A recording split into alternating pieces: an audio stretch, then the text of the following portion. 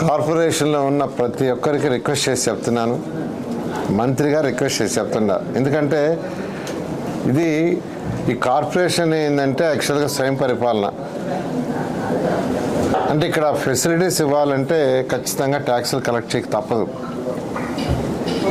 ఇప్పుడు కొందరు కట్టి కొందరు కట్టకుండా ఉంటుంది, కరెక్ట్ కాదు. కొందరు కట్టి కొందరు కట్టకుండా ఉంటే కట్టిన వాళ్ళ మీద బర్డెన్ వేయాల్సి వస్తుంది. అలా శాలరీస్ ఇవ్వాలని డబ్బులు కావాలా, మెయింటెనెన్స్ చేయాలా డబ్బులు కావాలా. కాబట్టి మీరు కట్టకుండా కొందరు ఎగ్గొట్టడం వల్ల కట్టిన వాళ్ళ మీద బర్డెన్ పడుతుంది. అది కరెక్ట్ కాదు. ఎందుకంటే ఈ మున్సిపల్ రోడ్లు అందరూ వాడుతున్నారు, డ్రింకింగ్ వాటర్ వాడుతున్నారు, అదర్ ఫెసిలిటీస్ వాడుతున్నారు. వాడినప్పుడు మీకు వేసిన ట్యాక్స్ని కడితే ఫర్దర్గా ట్యాక్సులు పెంచాల్సిన అవసరం ఉండదు. లేదంటే కొంత మీద ట్యాక్సులు పెంచాల్సి వస్తుంది. అటువంటి పరిస్థితిని మరొకసారి రిక్వెస్ట్ చేసి చెప్తున్నా.